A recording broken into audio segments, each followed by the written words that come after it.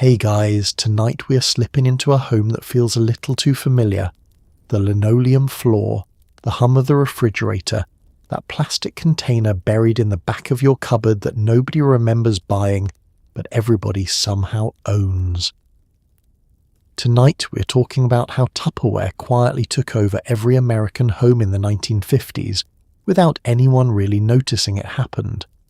Before we get into it, thank you so much for suggesting this one.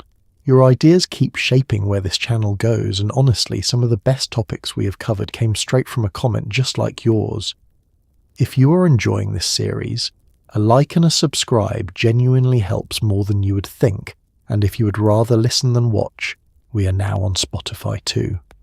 There is a link in the description if you would like to bring these stories with you wherever you go. Now, go ahead and dim the lights. Switch on a fan if you have one, just for that soft, steady hum in the background. Pull the blanket up, get settled in, because we are not moving for a while. What did a Tuesday afternoon actually feel like in a 1954 kitchen? What did it sound like when a woman opened her cupboard to grab a bowl? What did her neighbours think the first time they saw her seal a bowl of leftovers with something that was not wax paper or foil?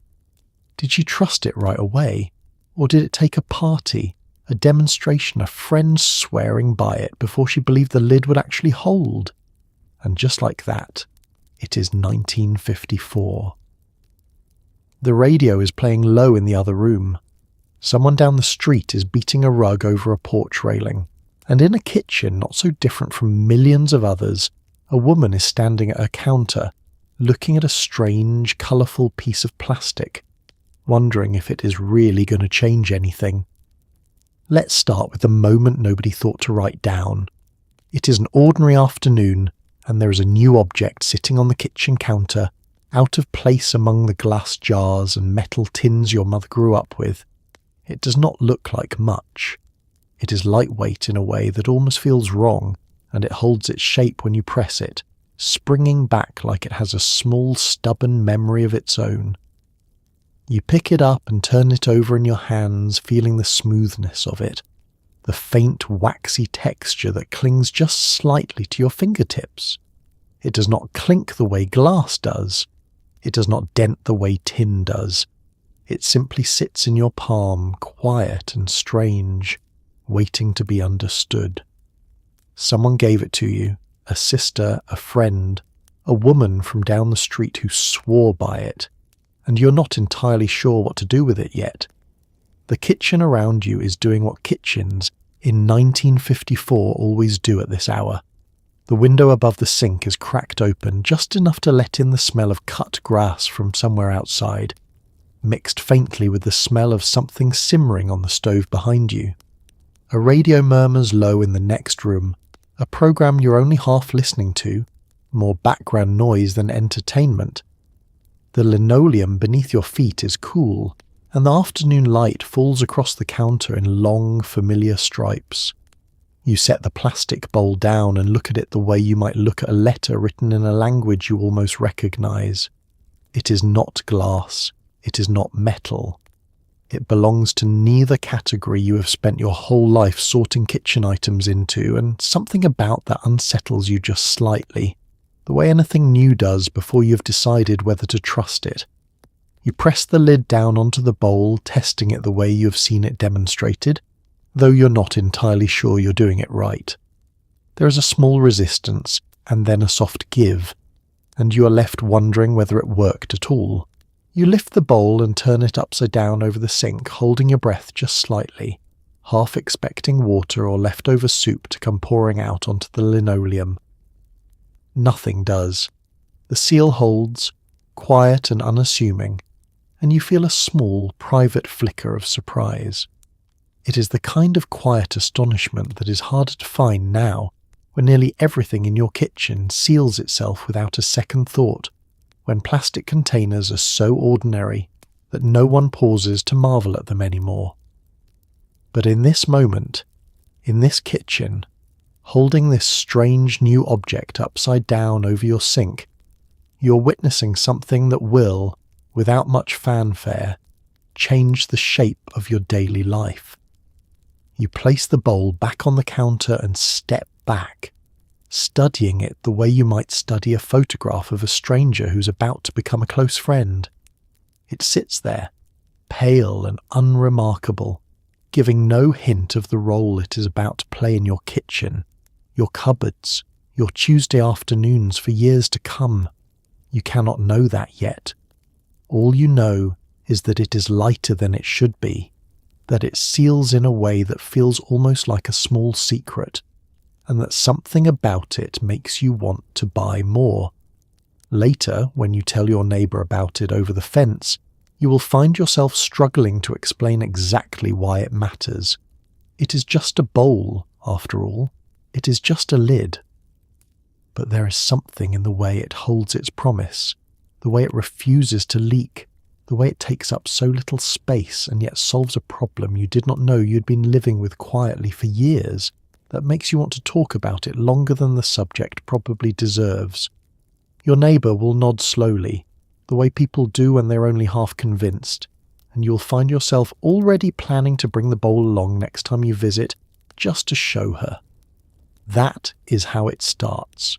Not with an advertisement, not with a headline in the newspaper, but with one woman turning a strange piece of plastic over in her hands, deciding quietly that she believes in it.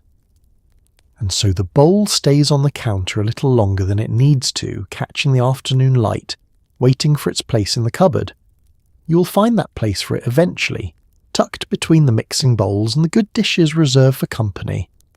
But for now, it simply sits there, new and unfamiliar, the first quiet sign of something that is about to move through kitchens all across the country, one curious hand at a time. It is Sunday afternoon now, and the icebox hums quietly in the corner, doing its best with what it has. Before there was a container built to keep things fresh, keeping food from spoiling was a daily negotiation, a little bit of luck and a little bit of habit passed down without much question. You open the icebox door and are greeted by the familiar smell of cold, damp air mixed with whatever has been stored there longest. A faint mustiness that clings to the shelves no matter how often you wipe them down. A block of ice sits in its tray at the top, slowly melting into the drip pan below, and you make a mental note, as you do most Sundays, to empty it before it overflows onto the floor. The food inside is wrapped in whatever was available that morning. Wax paper folded and refolded, a plate balanced on top of a bowl to keep the dust away, a dish towel draped over the leftover roast from last night's dinner. Nothing quite seals. Nothing quite holds its shape the way you wish it would. You have learned to accept a certain amount of loss, a heel of bread gone stale by Tuesday, milk that turns before the week is out, butter that takes on the flavour of whatever strong-smelling dish sits nearest to it. There is a rhythm to this that you have never questioned because you have never known anything different. Your mother kept her icebox this way, and her mother before her, and so keeping food fresh has always meant a certain amount of vigilance, checking, sniffing, deciding whether something is still good or has quietly gone the other way. It is not a system so much as a set of habits, honed by necessity, softened only slightly by the ice delivery man who comes twice a week with a block hoisted over his shoulder, calling out his arrival from the street. You think about the leftover green beans from last night, sitting in a bowl with a plate resting crookedly on top, and how by tomorrow they will have picked up the smell of the onions beside them. It is simply how things are. You do not resent it, not exactly, but there is a small, persistent inconvenience to it, one you have carried so long you barely notice its weight anymore, the way you stop noticing the hum of the icebox itself after enough years of hearing it. Outside, the Sunday afternoon moves slowly. Someone down the street is washing a car in the driveway, the sound of the hose hissing faintly through your open window. Children's voices drift from somewhere nearby, punctuated by the occasional bark of a dog. Inside, you close the icebox door and dry your hands on your apron, already thinking ahead to Monday's shopping list, already accounting for what will need to be used quickly, and what might, with luck, survive another day or two. This is the quiet arithmetic of a kitchen before sealed containers existed, a constant small calculation of what will spoil and when, a soft anxiety that lives in the back of every housewife's mind without ever quite rising to the surface. It shapes how you shop, buying only what you can use within a few days rather than stocking up the way you might like to. It shapes how you cook, planning meals around what needs to be eaten before it turns rather than what you're actually in the mood to make. You imagine her walking into a living room for one of these gatherings, carrying her case of bowls and lids the way another woman might carry a sewing basket, unassuming, practical, entirely at home in the setting. She would greet everyone by name if she could manage it, remembering small details from the last time she visited, a daughter's birthday, a husband's new job, the kind of details that make a person feel truly seen rather than simply sold to. And then, at just the right moment, she would begin. Not with numbers or facts, not with claims about durability or airtight seals recited from a brochure, but with a story. She would talk about her own kitchen, her own icebox struggles, the leftover roast that used to spoil before its time. She would let the women in the room recognise themselves in her words before she ever asked them to consider buying anything at all. It is the kind of quiet salesmanship that is harder to imagine now, in a world of loud advertisements and constant promotion. There was something almost intimate about it. Women gathered in someone's living room on a weekday afternoon, coffee cups balanced on saucers, children playing somewhere else in the house, while one woman demonstrated patiently and warmly how a simple seal could change the rhythm of an entire week. She understood the particular loneliness of housework too, the way so many of these women spent their days managing a home largely on their own, without much acknowledgement or company. The party itself, aside from the products being sold, offered something valuable simply in its structure, an afternoon of conversation, of shared complaints and shared laughter, of feeling less alone in the daily grind of running a household. The Tupperware itself may have been the reason for the gathering, but the gathering became its own quiet reward. By the time she left each home, case in hand, orders written carefully in her notebook, she had not simply sold a set of bowls. She had built trust, one living room at a time, one afternoon at a time, in a way that no advertisement could have replicated. It was patient work, unglamorous in its repetition, but it moved through neighbourhoods with a kind of quiet momentum that no factory or storefront could have generated alone. You think about how much of what fills your own cupboards today can trace itself back to gatherings just like these, and how easy it is to forget that somewhere behind every ordinary object sits a person who understood, better than anyone else, exactly how to make it matter to the people who would use it. She never needed to raise her voice or make grand promises. She simply needed a living room, a case of bowls, and an afternoon to spend with women who were, in the end, only looking for something that made their lives a little easier, and someone who was willing to listen long enough to show them how. It is evening now, and the furniture has been pushed back just slightly to make room. This is not a dinner party in the way you might picture one. There is no formal invitation, no fine china waiting on the table, just a living room, a group of neighbours, and a demonstration that is about to change how everyone in the room thinks about their kitchen. Folding chairs have been borrowed from somewhere, arranged in a loose semicircle around a coffee table that has been cleared of its usual clutter. A pot of coffee sits warming in the kitchen, and someone has set out a plate of cookies, the kind made from a recipe passed between these same women dozens of times before. The living room smells faintly of the coffee and faintly of someone's perfume, mixed with the particular smell of a house that has been recently tidied for company. You settle into your chair with your coffee cup balanced carefully on your knee, glancing around at the familiar faces filling the room. There is the woman from 2 houses down, who always arrives a few minutes late. There is your closest friend on the street sitting beside you, the way she has at every gathering like this for years. There is a newer neighbour, quieter than the rest, watching everything with the careful curiosity of someone still learning the rhythms of the block. The hostess for tonight stands near the coffee table, a case open beside her, filled with bowls and containers in soft, cheerful colours. She moves with the easy confidence of someone who has done this many times before, though there is still a warmth to her that keeps the room feeling like a gathering of friends rather than a sales pitch. She begins the way these evenings always begin, with conversation first, questions about children, about husbands, about the week that has just passed, before easing gently into the reason everyone has actually come together. She holds up a bowl, turning it slowly so the light catches its pastel colour, and begins to explain the seal, the same demonstration you have half heard about from a friend but never seen with your own eyes. She fills the bowl with water, presses the lid down with a practiced motion, and then, to gasps and laughter from the room, turns it upside down and gives it a gentle shake. Nothing spills. The room erupts in a soft chorus of surprised approval, the kind of reaction that feels both playful and genuinely impressed.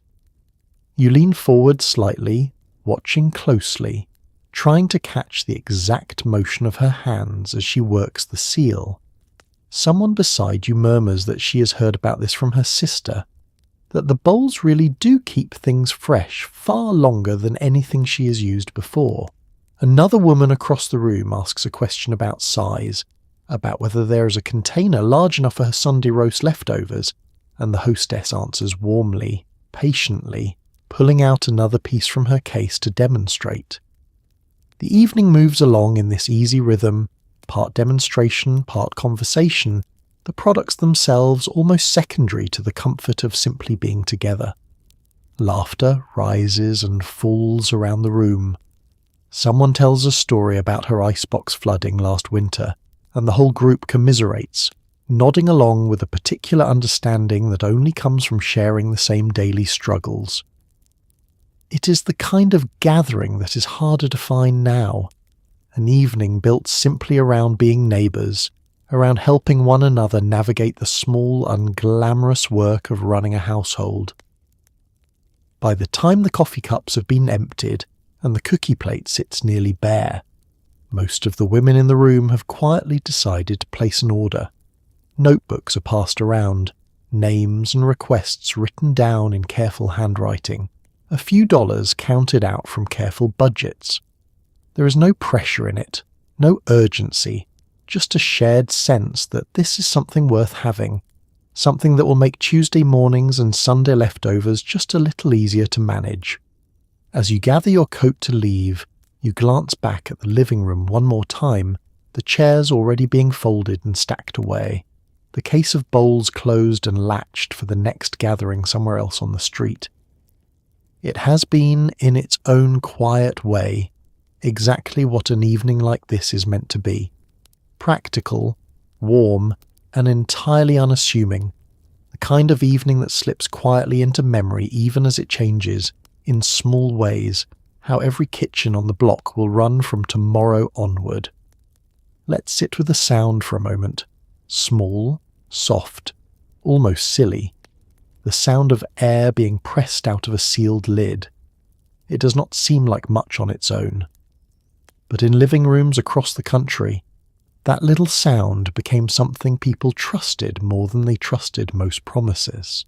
You have heard it now more times than you can count.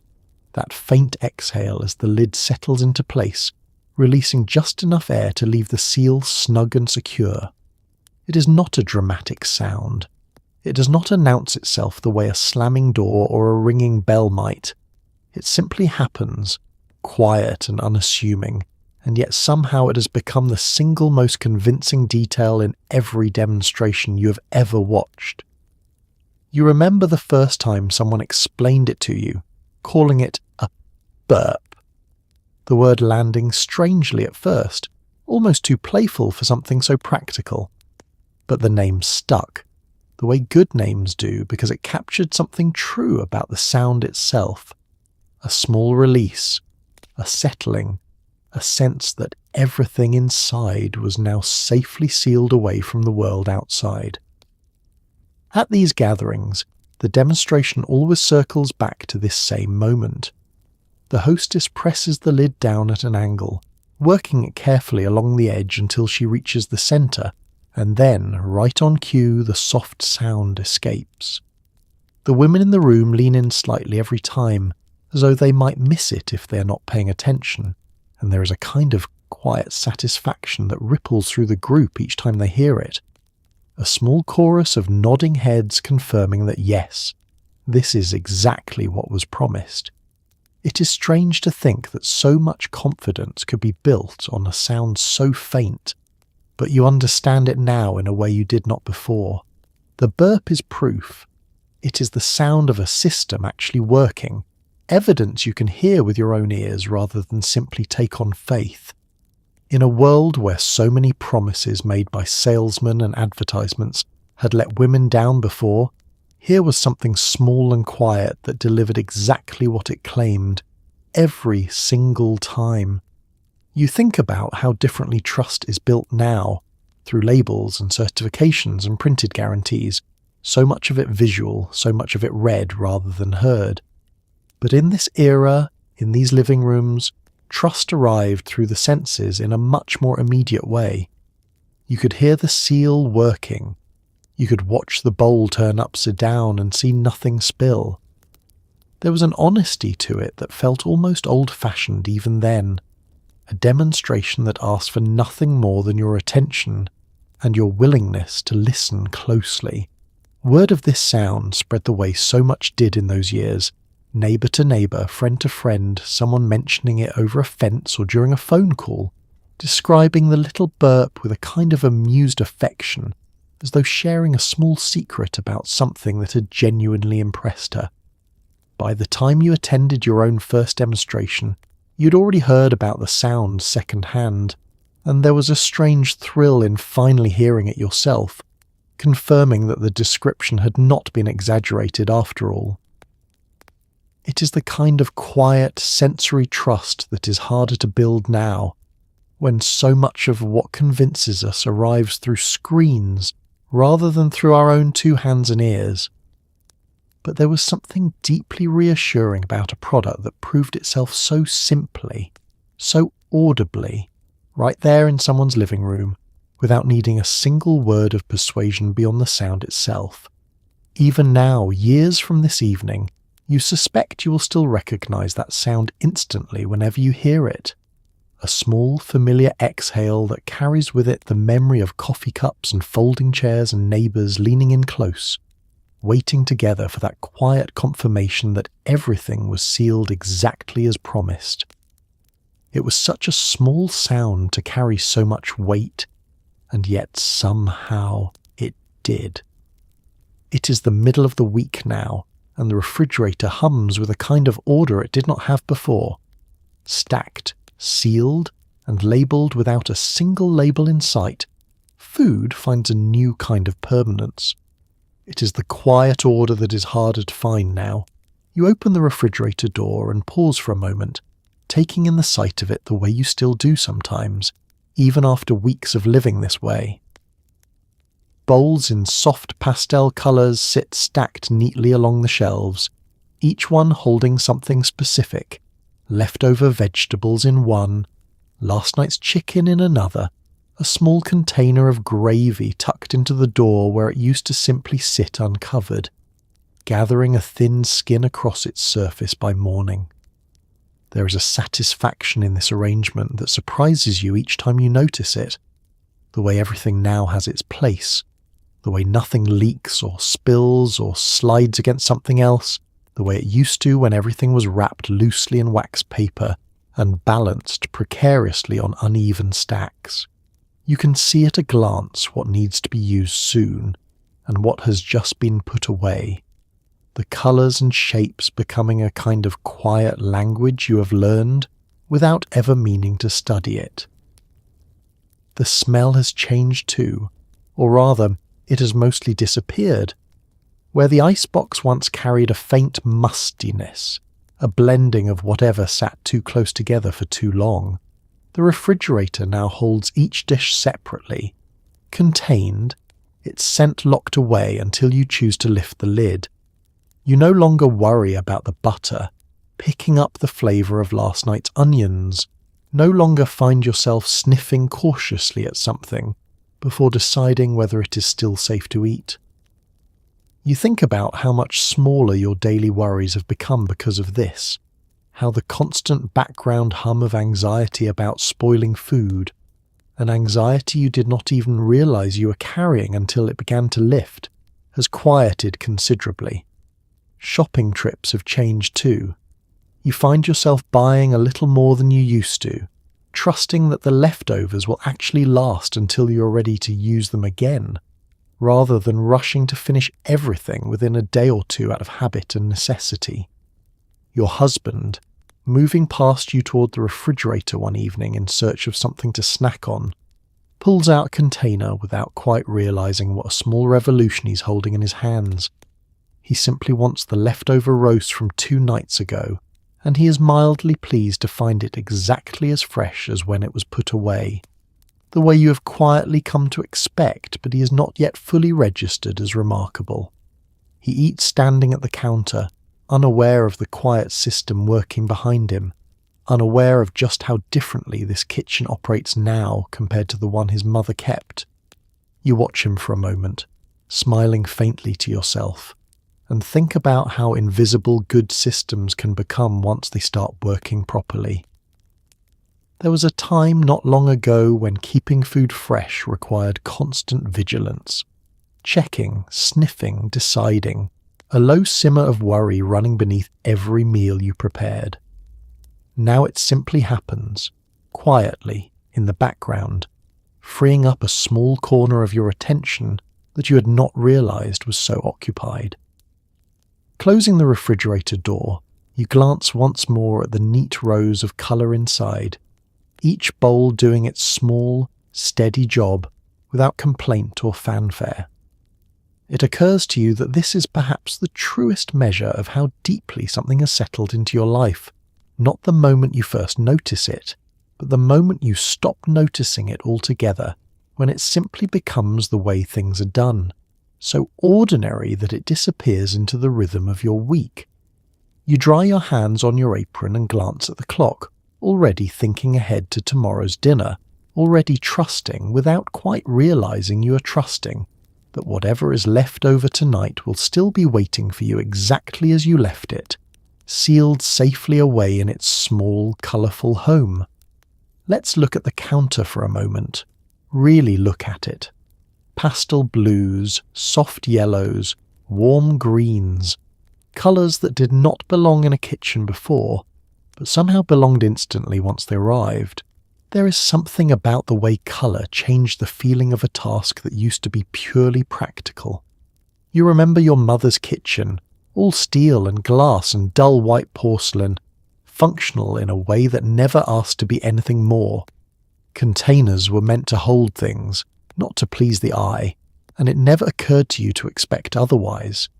But standing here now, looking at the small collection of bowls lined up along your counter, drying after their morning wash, you find yourself genuinely admiring them the way you might admire a new dress or a well-chosen curtain. The pale yellow bowl catches the morning light streaming through the window above your sink, glowing faintly, almost cheerful in a way that a mixing bowl has no real business being. Beside it sits a soft blue one, its colour reminding you faintly of a robin's egg, and beside that, a pale green lid resting where it has been left to dry completely before being tucked away. Together they make an unexpectedly pretty little arrangement, one you find yourself glancing at more than once while you finish your morning chores. You'd not expected to care about the way your storage containers looked. It seemed like such a small, almost frivolous consideration next to the practical matter of keeping food fresh. But there is something quietly delightful about opening a cupboard and being greeted by soft, cheerful colour rather than the cold gleam of tin or the dull transparency of glass. It makes an ordinary chore feel, just slightly, like something worth doing well. Your daughter, young enough still to find joy in almost anything, has taken a particular liking to the smallest of the bowls, a pale pink one just her size, and she likes to carry it around the kitchen while you work, humming to herself, pretending it holds some important treasure rather than simply nothing at all. You watch her from the corner of your eye, smiling at how something so practical has found its way into her imagination too, becoming a toy as much as a tool. At the last gathering you attended, one of the women mentioned how she had begun arranging her cupboard by colour rather than by size, delighting in the way the shelves looked when everything lined up in soft coordinated rows. You had laughed along with the others at the time, but standing here now, looking at your own small collection, you understand the impulse completely. There is a pleasure in tending to your kitchen that goes beyond simple function. A pleasure in things simply looking nice, in small moments of beauty tucked into the most ordinary corners of your day. You think about how much of a woman's daily work in this era goes unnoticed, unseen, quietly repeated without acknowledgement. Perhaps that is part of why these small, colourful details matter more than they might seem to on the surface. A pretty bowl does not make the work of running a household any lighter, not really, but it makes the work feel a little more like something chosen rather than simply endured. A small point of pride in a day otherwise filled with tasks no one will ever comment on or thank you for. You gather the dried bowls from the counter and carry them to the cupboard, arranging them the way you have come to prefer, colours grouped loosely together, lids nested neatly beneath their matching bases. It is such a small thing, arranging plastic bowls in a cupboard, and yet you find yourself lingering over it longer than the task strictly requires, adjusting one bowl slightly so its colour sits better beside its neighbour. Closing the cupboard door, you catch a last glimpse of the soft colours inside before they disappear from view, and you feel a small, quiet satisfaction settle over you, the kind that comes not from anything grand or important, but simply from a kitchen that has, in its own small way, become a little more yours. It is early evening, and a husband is standing in the kitchen doorway, watching his wife seal a bowl with quiet satisfaction. He does not quite understand what the fuss is about. It will take him a little longer to notice what has already changed around him. He leans against the doorframe, tie loosened after a long day, watching as she presses the lid down onto a bowl of leftover potatoes, the soft sound of the seal settling into place barely registering to him as anything worth paying attention to. To him, it is simply a bowl, a piece of kitchenware no different in his mind from the dozens of other containers that have always lived in this kitchen. He does not see the difference between this and the wax paper his own mother used, cannot quite grasp why his wife seems so genuinely pleased with herself each time she demonstrates it. She notices him watching and holds the bowl up slightly, turning it in her hands the way she has seen it done at the party she's attended, explaining, not for the first time, how the seal keeps everything fresh far longer than anything they used before. He nods along, polite but distracted, his mind already drifting toward the newspaper waiting for him in the other room, the evening still ahead of him feeling far more pressing than a conversation about plastic bowls. It does not occur to him, not really, to wonder about the quiet calculations that used to occupy so much of her day, the constant low hum of worry about spoiling food, the small daily grief of throwing away something that had gone bad before its time. These are not burdens he has ever had to carry himself, and so it is difficult for him to appreciate their absence now that they have quietly lifted. He simply notices that dinner still appears on the table each evening, that the icebox, or rather the refrigerator now, still hums along in its corner, doing whatever it is refrigerators do, and beyond that, his attention rarely lingers. She does not mind this, not exactly, though there is a small flicker of something, not quite frustration, when she realizes he has already turned away toward the living room, newspaper in hand, missing entirely the quiet triumph of watching a bowl turn upside down over the sink without a single drop escaping.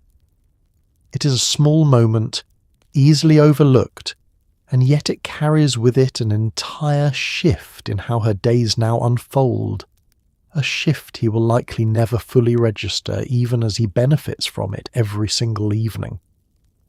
At the next gathering with her friends, she will laugh about this with the other women, comparing notes about husbands who cannot tell the difference between an ordinary bowl and one that has quietly made their households run more smoothly.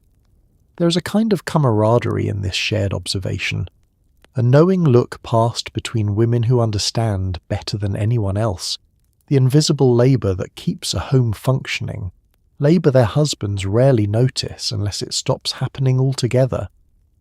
You think about how much of a woman's daily competence goes unremarked in this era, how a task done well simply blends into the expectation that it will always be done well, drawing attention only in its absence rather than its presence. The refrigerator staying organised, the leftovers staying fresh, dinner appearing reliably each evening, none of it invites comment so long as it continues smoothly. And yet each of these small successes represents a quiet mastery that took time and attention to build. Later that evening, after dinner has been cleared and the dishes washed, she stands at the counter for a moment, looking at the neat stack of bowls drying beside the sink, and allows herself a small private moment of pride that does not require her husband's recognition to feel complete. She has built something here, quietly, competently, a small system of order that makes her days run just a little more smoothly. And whether or not he ever fully understands what has changed, she knows. And for now, in this kitchen, on this ordinary evening, that quiet knowing is enough. Let's step back from the kitchen for a moment and into the wider country. This was not a product that arrived through commercials and billboards. It moved from house to house, neighbour to neighbour, carried by word of mouth and quiet demonstration. You think about how differently things are sold now, with advertisements pressing in from every direction, catching your attention whether you want them to or not. But this was not that kind of arrival. There were no billboards along the highway announcing these bowls, no jingles playing on the radio between programs, no glossy advertisements tucked into the pages of your magazines. Instead, it moved the way good recipes and trusted remedies have always moved, passed carefully from one woman to another, tested and vouched for before ever being fully embraced. You remember hearing about it first from a cousin who lived 2 towns over, her letter describing the bowls with an enthusiasm that seemed almost excessive at the time, the kind of excitement usually reserved for genuinely important news rather than kitchenware. It was only after you attended your first demonstration yourself, watching the seal work with your own eyes, that you understood why she had written about it with such conviction. This slow, personal spread across the country gave the product something that advertising alone could never have provided, a foundation of trust built entirely on the credibility of people you actually knew. When your neighbour recommended something, you weighed her recommendation against years of shared history, against every other piece of advice she had given you that had proven reliable over time. An advertisement carried no such weight. It could promise anything, exaggerate freely, and you had learned, through years of disappointing purchases, to be skeptical of grand claims printed in a magazine or shouted from a radio announcer's enthusiastic voice. But a friend sitting across from you in her own living room, demonstrating something with her own hands, asking for nothing more than your honest reaction, carried an entirely different kind of authority. You trusted her judgment because you had seen it proven correct before, in 100 small ways across years of friendship. If she believed in this product enough to spend her afternoon showing it to you, that belief meant something. This was, in its own quiet way, A kind of business built almost entirely on relationships rather than transactions. The women who hosted these gatherings were not simply salespeople reciting a script.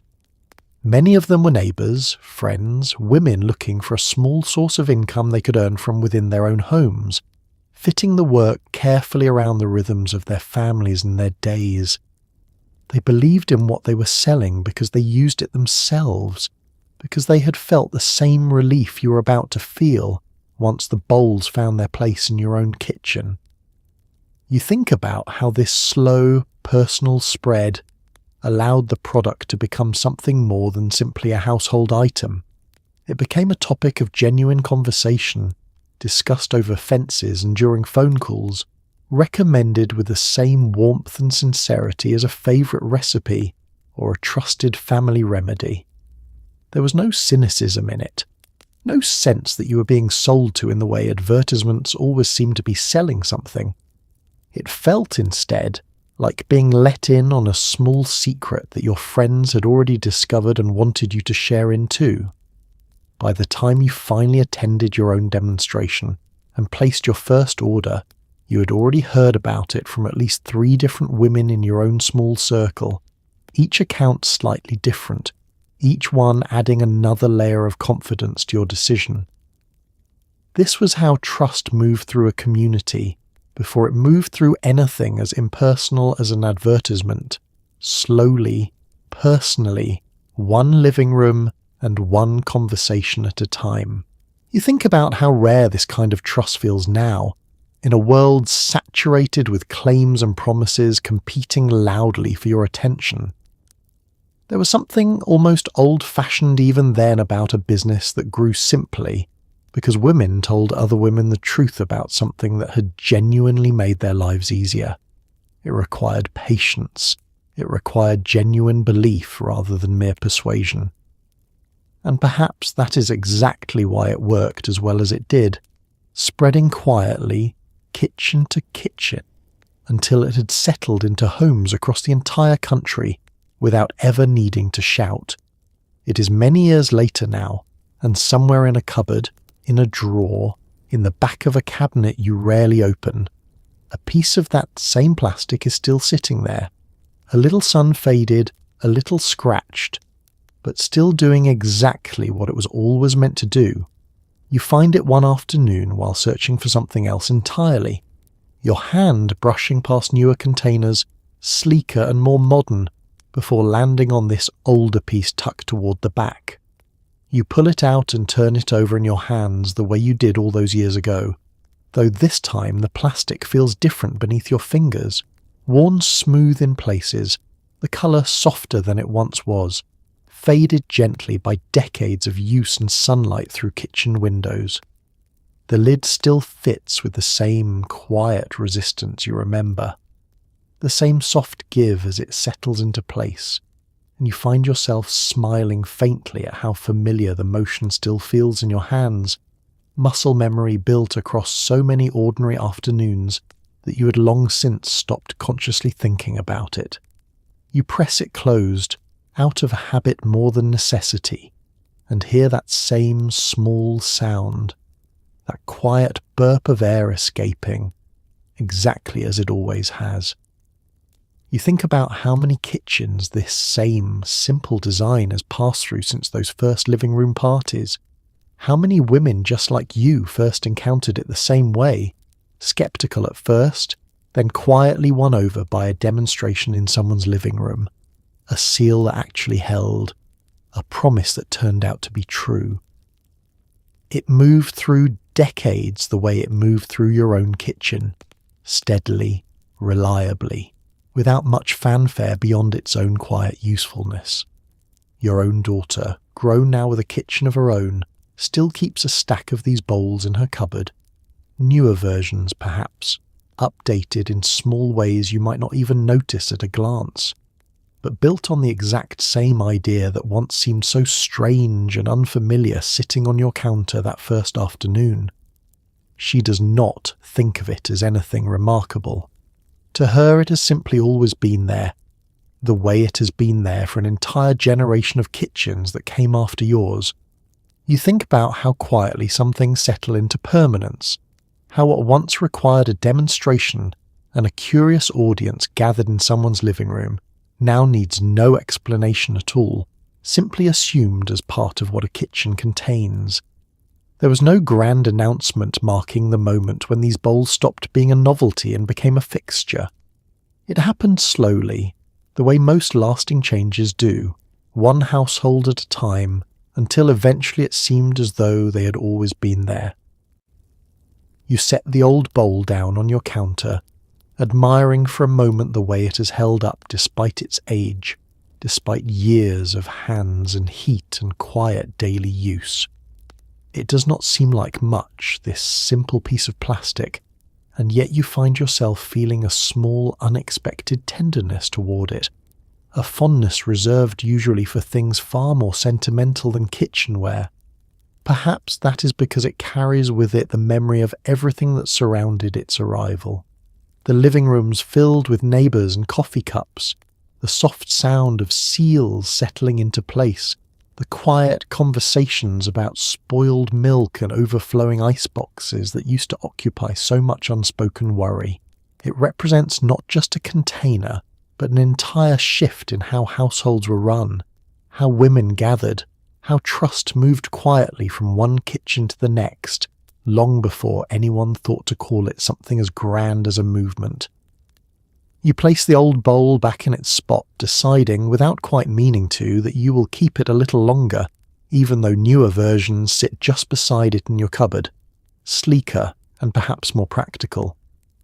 There is something worth preserving in this small, faded piece of plastic, a quiet reminder of how an ordinary afternoon, an unfamiliar object turned curiously in someone's hands, was enough to change the shape of kitchens everywhere. One living room, one seal, one trusted neighbour at a time. It is a quiet Wednesday morning, and a notebook sits open on the kitchen table, a short list of names written down the side in careful looping handwriting. This is how it begins for so many women, not with a store receipt, but with a promise written down between friends, a small commitment made before the product has even arrived. You remember writing your own name into a notebook just like this one, watching as the woman hosting last week's gathering carefully spelled it out, asking you to repeat your address twice to be sure she had it right. There was something almost ceremonial about it, the way she treated each order with the same careful attention, regardless of how small it was, a single bowl noted with the same seriousness as someone ordering an entire set. The kitchen table where these orders are collected is nothing special. Scarred slightly from years of family meals, a coffee ring or two left permanently in the wood despite careful wiping. But it becomes, for a moment, something like a small office. Papers spread across its surface, a pencil worn down at the tip from all the writing it has done that week. The hostess sits with her ledger, tallying figures slowly, checking names against addresses, making sure nothing has been forgotten before she sends the order along. You think about how much trust is required in this simple exchange, handing over a few careful dollars to a woman who promises that, in a week or two, a box will arrive containing exactly what you asked for.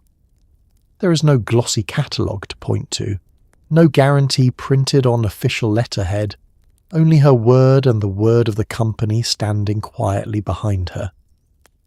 And yet, somehow, this feels like enough. Perhaps because you have already seen the product work with your own eyes, watched the seal hold, heard the small sound of air escaping just as it should.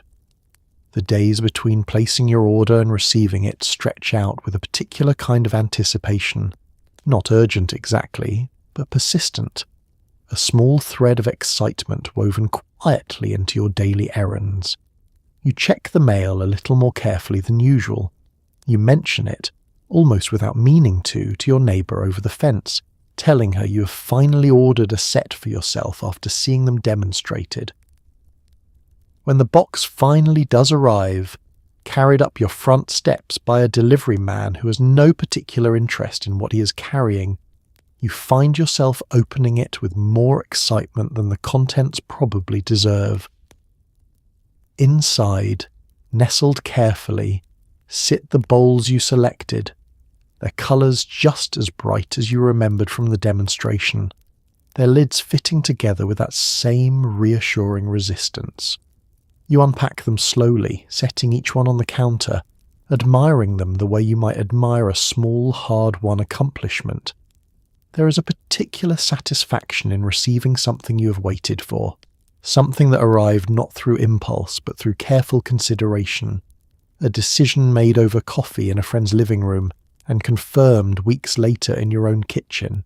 You think about how this slow process, order written by hand, weeks of waiting, careful unpacking, stands in such contrast to how quickly things can be acquired now, a decision made and fulfilled almost in the same breath. There was a patience built into commerce in this era that feels almost foreign in hindsight, a patience that made the eventual arrival of something feel earned rather than simply expected. The notebook itself, tucked away afterward in a kitchen drawer, holds within its pages an entire small history of a neighbourhood's slow embrace of something new. Names crossed off as orders are fulfilled, new names added as word continues to spread, a quiet record of trust building steadily, page by page, household by household. You place your new bowls into the cupboard, finding a spot for them among whatever else has accumulated there, and you feel a small sense of completion, the kind that comes from following something through from curious beginning to satisfying end. It was not simply a purchase, it was a small act of faith, placed in a friend, in a product, in the promise that something new might genuinely make your days a little easier, and that faith, in this case, has been quietly, reliably rewarded. Let's follow the case itself for a moment. The one carried from house to house, door to door, its latches slightly worn from constant opening and closing. Inside, nestled carefully in fitted compartments, sit the bowls and lids that will soon fill someone else's cupboard, waiting patiently for their next demonstration. You picture the woman who carries this case, moving from one gathering to the next across a single week. Her schedule filled with living rooms and kitchen tables in houses all across town. The case itself has become something of a familiar sight on the street, recognised by neighbours before she even reaches their door, its particular shape and size announcing exactly what kind of afternoon is about to unfold. She opens it the same way each time, a practised motion that has become second nature after so many demonstrations, lifting the lid to reveal everything arranged just so, each piece nestled into its designated space. There is something satisfying in the order of it, the way nothing shifts or rattles despite being carried from house to house, up front, steps and across gravel driveways, tucked carefully into the back seat of a car between stops. Inside sits an assortment of colours and sizes, small bowls for leftovers, larger ones for salads, containers specifically designed for things you had not even considered needing a special container for until she demonstrates their use. Each piece has been chosen carefully for this particular case, a small curated collection meant to showcase the range of what is available without overwhelming the women gathered to watch. You think about the weight of this case, how it must grow heavier with each passing hour, carried from car to porch, porch to living room, and back again. A small, physical labour that goes largely unnoticed beneath the more visible work of demonstration and conversation. The woman carrying it rarely mentions this part of her day, the driving between neighbourhoods, the careful repacking after each gathering, the quiet effort of keeping everything organised well enough to present smoothly the next time she opens the case. At each stop she adjusts slightly to the room she finds herself in, gauging the mood, the number of women present, whether they seem eager or skeptical, adjusting her demonstration accordingly. Some afternoons move quickly, orders written almost as soon as she arrives. Other afternoons require more patience, more careful explanation, more time spent simply building the kind of trust that leads, eventually, to a name written in her notebook. By the end of a long day, the case has been opened and closed more times than she could easily count, its latches beginning to show the particular wear that comes only from genuine, sustained use. She packs it carefully each evening, checking that everything sits where it belongs, ready for tomorrow's gatherings, tomorrow's living rooms, tomorrow's careful conversations with women she has never met before, but hopes, by the end of the afternoon, to count among her customers. You think about how much of this early spread depended entirely on women like her, willing to carry a heavy case from house to house, willing to spend their afternoons demonstrating the same seal, the same burp, the same reassuring resistance in the lids, over and over again with the same patience each time. It was not glamorous work. It required a particular kind of stamina, both physical and social, showing up fresh and warm to gathering after gathering despite whatever exhaustion had built across the day. And yet there was something quietly rewarding in it too, watching a room of skeptical women slowly warm to what she was showing them, watching names accumulate in her notebook as the afternoon wore on, knowing that by evening another small cluster of kitchens across town would soon be running just a little more smoothly because of the case she carried so carefully from door to door.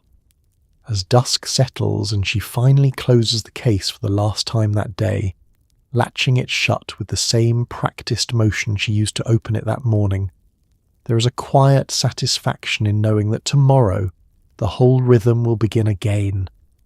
The case reopened in a new living room, in front of a new group of curious faces, ready once more to prove quietly and reliably exactly what it promised to do. It is midweek, and a small box of recipe cards sits open on the counter, each one written in careful handwriting, passed down through years of family cooking. But something about the way these recipes are being prepared now has begun to shift, quietly, in ways that would have seemed unimaginable just a year or two before.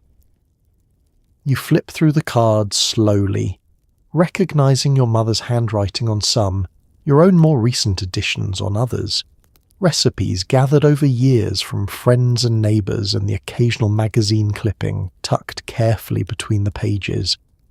These cards represent an entire inherited language of cooking, instructions assumed to be understood, quantities estimated rather than measured, techniques passed down through demonstration rather than explanation.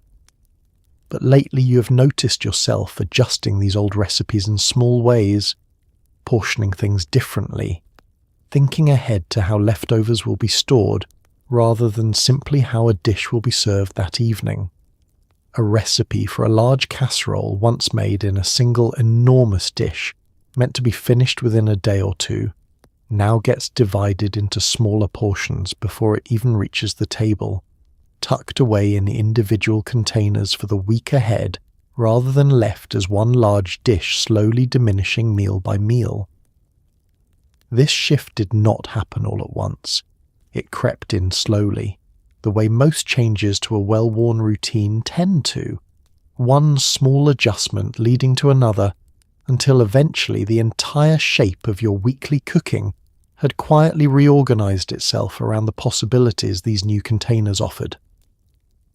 You began making larger batches of things you once made fresh each time, soups and stews and sauces, portioning them out for the week with a confidence you did not have before, trusting that each container would hold its contents exactly as promised until you were ready to use them.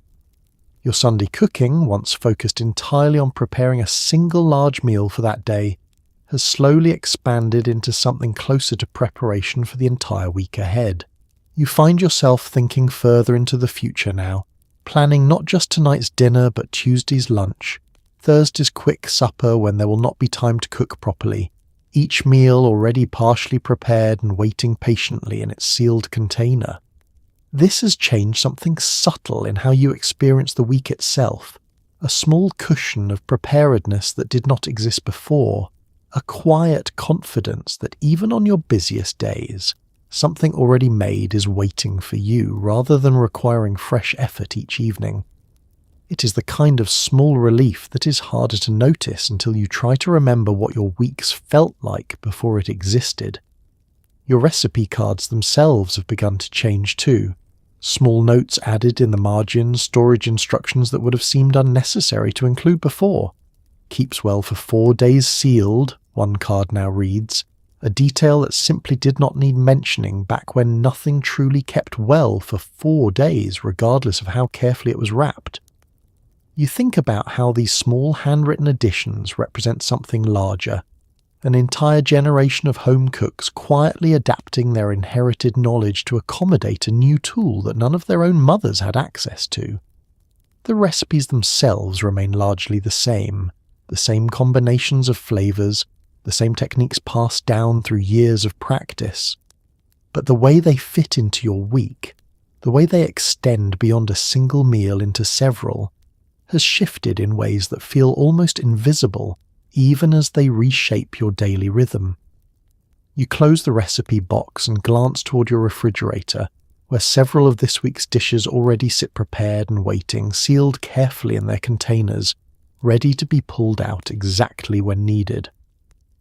There is a particular kind of confidence in this readiness, a sense of being slightly ahead of the week rather than constantly reacting to it, and you suspect, though you rarely stop to articulate it clearly, that this quiet shift in how you cook and store and plan has changed something meaningful about how manageable your days now feel, one sealed container at a time.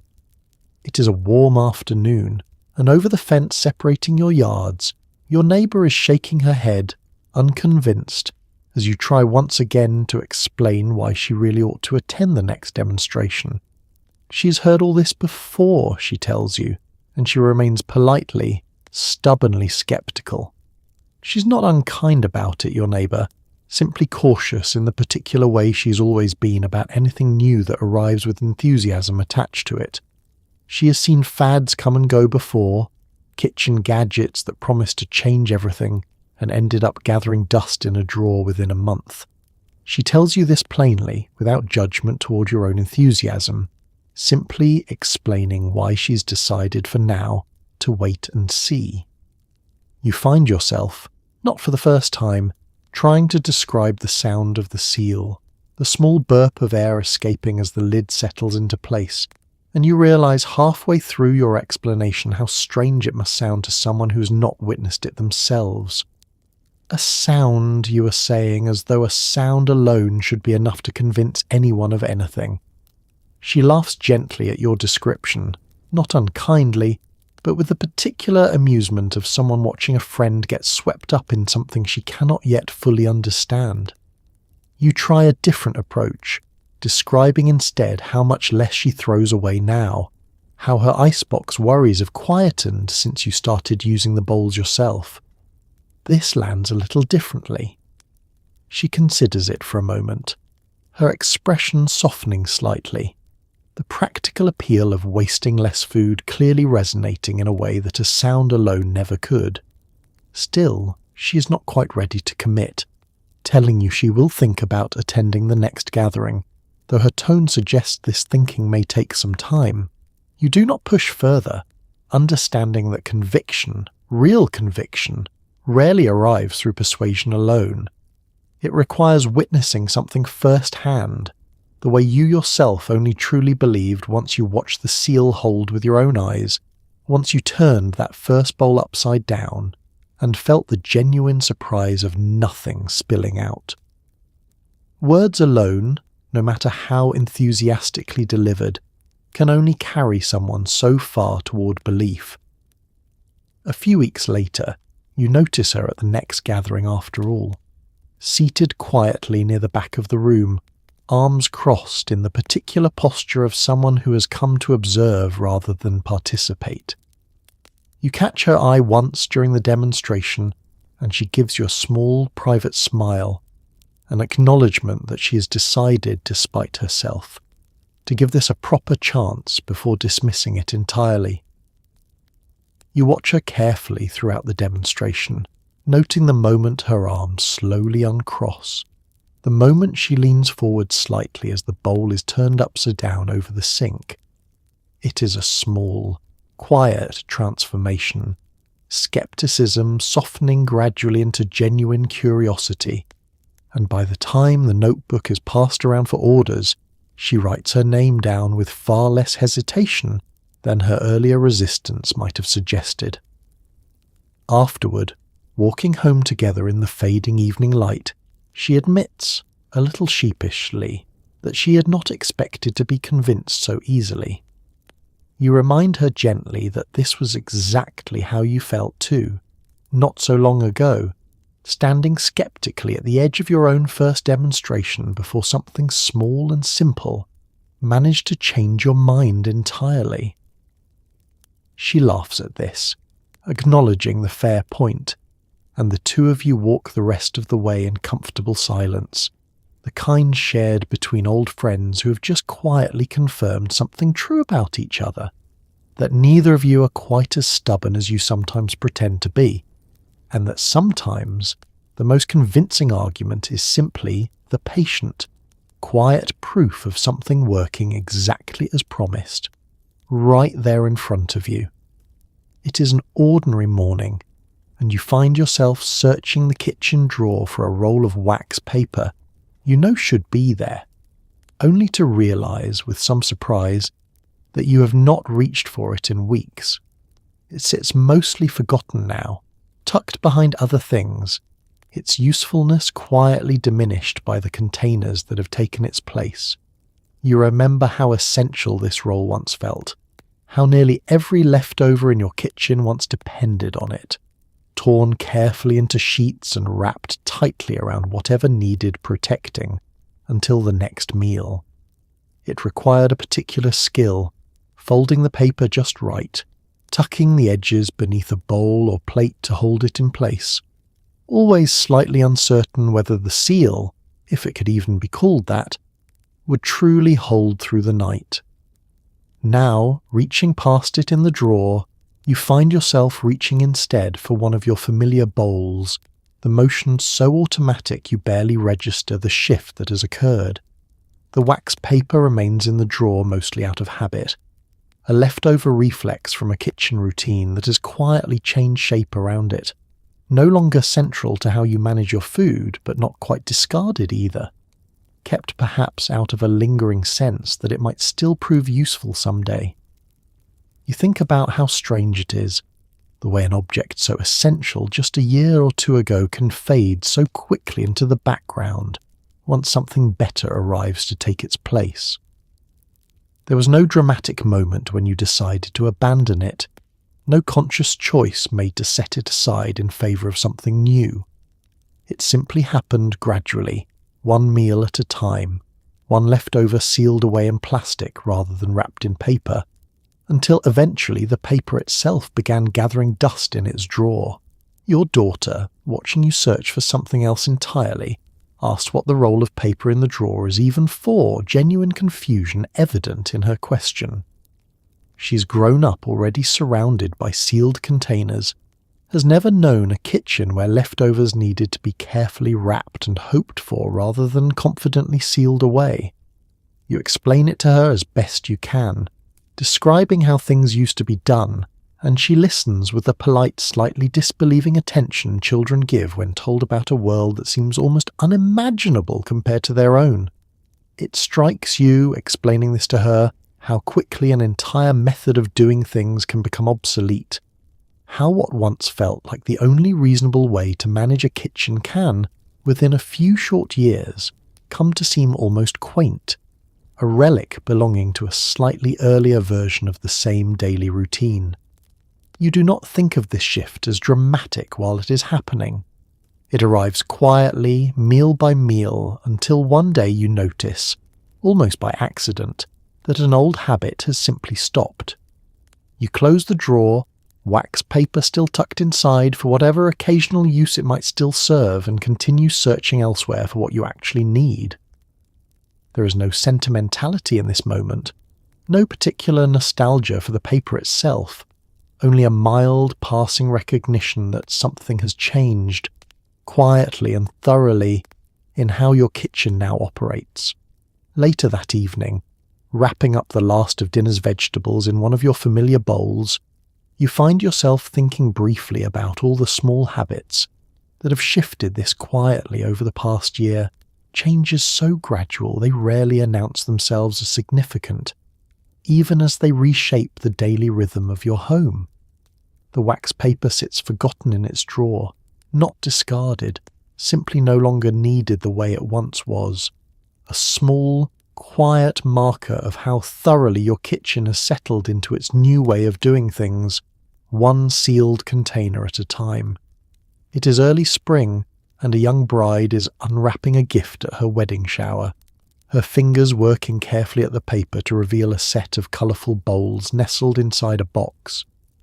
The room fills with a particular kind of warm approval, the older women nodding knowingly, understanding exactly what kind of gift this is meant to be. You watch her hold the box up, slightly puzzled at first, clearly expecting something else, perhaps linens or dishware in the traditional sense, and you remember your own reaction when you first received a set like this. The same brief confusion before understanding settled in. She lifts one of the bowls out carefully, turning it over in her hands the way everyone seems to when encountering these for the first time, testing its weight, its unfamiliar lightness. An older woman across the room, perhaps her aunt, or a close family friend, leans forward to explain, her voice carrying the particular authority of someone who has clearly attended more than a few demonstrations herself. She talks about the seal, about keeping food fresh, about how this set will serve her well through years of managing her own kitchen. The kind of practical wisdom passed from one generation of housewives to the next, in exactly the settings where such wisdom is meant to be shared. The young bride listens carefully, nodding along, and you can see her beginning to understand the gift not simply as an object, but as a kind of quiet inheritance, a passing down of accumulated household knowledge disguised as a set of colourful bowls. This is, after all, how so much of this knowledge moves through families and communities, not through formal instruction, but through gifts given at exactly the right moments, accompanied by explanation and encouragement from those who have already learned these lessons themselves. You think about your own wedding shower, not so many years ago, receiving a similar gift from a favourite aunt who had insisted with great conviction that this would prove far more useful than anything else on your registry. You had smiled politely at the time, uncertain what to make of her enthusiasm, only to discover within your first few months of married life exactly how right she had been. The room continues its warm chatter around the young bride, other gifts still waiting to be unwrapped, but for a moment, attention lingers a little longer on this particular box.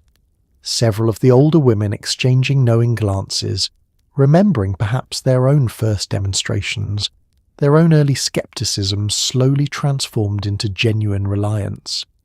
Someone mentions, almost as an aside, that she ought to consider hosting her own demonstration once she settles into her new home. A gentle suggestion that carries with it an invitation into a wider community of women who have found, in these gatherings, something valuable beyond the products themselves.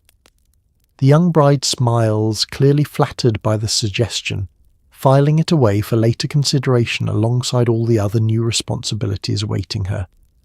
You watch her set the bowls carefully aside, moving on to the next gift, and you think about how this small object will likely follow her through the earliest, most uncertain years of running her own household, present quietly in the background of countless meals she's not yet learned to prepare, countless small victories and small frustrations still ahead of her, as she learns, gradually, the particular rhythms of managing a kitchen of her own. By the end of the afternoon, as guests begin gathering their things to leave, the bride thanks everyone warmly, gathering her gifts together with the careful excitement of someone standing at the very beginning of an entirely new chapter. Among the neatly wrapped table linens and carefully chosen dishware, the set of colourful bowls sits quietly, unassuming, waiting patiently for the day, not far off now, when she'll unpack them into her own new cupboard and begin, in her own kitchen, the same quiet rhythms so many women before her have already come to rely upon. It is a Saturday afternoon, and you find yourself standing before your cupboard, counting the bowls and lids that have steadily accumulated over the past year, wondering, not for the first time, what exactly you are meant to do with so many of them. Each gathering you have attended, each catalogue you have flipped through with a friend over coffee, has brought some new piece home with it, a size you did not previously own, a shape designed for some specific purpose you had not considered needing before it was demonstrated to you. Now, standing here surveying the collection, you realise you own considerably more than you strictly use on any given week, a small surplus that has built up quietly without your fully noticing until this particular moment of counting. You pull several pieces out, setting them on the counter, trying to decide which ones genuinely earn their place in your regular rotation, and which have simply been acquired out of enthusiasm rather than actual need. There is a particular kind of decision-making required here that did not exist before, a new form of household management centred entirely around organising an abundance you did not have to consider managing just a year or two earlier. Your daughter wanders in while you're sorting, immediately drawn to a small stack of lids without their matching bowls, an inevitable casualty of a collection this size, pieces that have somehow become separated from their partners despite your best efforts at organisation. She begins stacking them into a small tower, entirely unconcerned with their original purpose, finding in this mismatched collection an entirely different kind of usefulness as a quiet, colourful toy. You think about mentioning this mismatch to your neighbour, wondering if she has faced the same small problem, lids without bowls, bowls without lids, the natural entropy that comes from any collection large enough and used often enough to occasionally lose track of its own pieces. It strikes you as a strangely comforting kind of problem to have, evidence not of carelessness, but simply of how thoroughly these containers have integrated themselves into your daily life, used often enough that a few pieces inevitably wander from their proper place. You decide, standing there sorting through your collection, that some of these extras might make a fine gift for your daughter's future home someday. Tucked away now in anticipation of a day still years off, when she will find herself standing before her own cupboard, trying to sort out her own growing collection. There is something satisfying in this small act of forward planning, imagining a version of your daughter grown and independent, benefiting quietly from a decision made years earlier in a Saturday afternoon of careful sorting. When you purchase something through a demonstration, you are not simply buying from an anonymous company. You are supporting a friend, a neighbour, someone whose success mattered to you personally in a way no department store clerk's commission ever could. This blurred the line between commerce and community in a way that felt at the time entirely natural rather than calculated. The pieces themselves were designed with careful attention to what actual households needed, informed directly by the feedback these travelling saleswomen brought back from their demonstrations. A container that did not quite work as intended, a lid that proved difficult for certain hands to manage. These details made their way back to the company through the very women who spent their afternoons watching customers interact with the products firsthand. This created a kind of quiet, ongoing conversation between the company and the households it served, refinements arriving steadily based on real, lived experience rather than distant guesswork. You think about how this entire system, women selling to women, feedback flowing naturally from kitchen to company and back again, represented something genuinely different in how a business could operate. It required patience from everyone involved, patience from the company waiting for slow personal growth rather than rapid mass adoption, patience from the saleswomen building their roots and reputations gradually, patience from customers like yourself, willing to wait for orders to arrive rather than purchasing something off a shelf immediately. And yet this patience paid off in a kind of loyalty that felt sturdier, more genuine than anything built through advertising alone. You did not simply own these bowls, you had a relationship with them, built through a friend's living room, a shared afternoon, a careful demonstration that proved itself true. And that relationship, multiplied across countless households throughout the country, became the quiet foundation of an entire company success, built not on catchy slogans or persuasive commercials, but on the simple, steady trust of women who told other women the truth about something that had genuinely made their lives a little easier.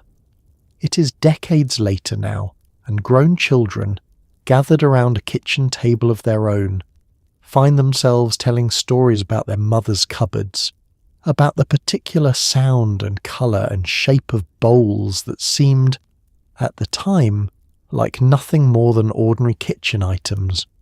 You listen to them talk, recognising something familiar in their descriptions, the way they remember the particular pastel colours lining their mother's cupboard, the way they can still recall the specific sound of a lid settling into place, that small burp of air that once seemed unremarkable, but has somehow lodged itself permanently in their memory of childhood kitchens. One of them mentions how their mother let them play with the mismatched lids as toys, exactly the way your own daughter once did, stacking them into small towers, using them as makeshift drums, finding in this leftover plastic an entirely different kind of usefulness that had nothing to do with keeping food fresh. Another remembers being sent to the cupboard to retrieve a specific container for leftovers, learning the particular language of sizes and shapes, long before understanding why any of it mattered. You think about how strange it is that something so practical, so purely functional in its original purpose, has become woven so thoroughly into the sensory memory of an entire generation. These grown children do not remember the demonstrations themselves, were not present in the living rooms where their mothers first encountered these bowls, and yet they carry within them a vivid, specific memory of the objects themselves, inherited without effort simply by growing up surrounded by them. Someone recalls a particular colour, a soft avocado green that seemed to appear in nearly every kitchen of that era, and the whole table nods in immediate recognition, each of them picturing presumably a slightly different bowl in a slightly different kitchen, and yet somehow united by the same specific shade of colour rising instantly to mind. It is remarkable, this shared visual memory, spread across households that never knew each other, connected only by the same quiet product that found its way into nearly every kitchen of the era. You think about your own grandchildren now, growing up in kitchens filled with newer, sleeker versions of these same basic ideas, wondering what small sensory details of their own childhood kitchens will someday surface in conversations decades from now. What sounds or colours or textures will lodge themselves permanently into their memory without their even realising it is happening. There is something quietly moving in this realisation, the way an ordinary household object chosen for purely practical reasons becomes over time something closer to a shared cultural memory, carried forward not through deliberate effort but through sheer, accumulated repetition across millions of ordinary days in millions of ordinary kitchens. No one set out to create this kind of lasting impression.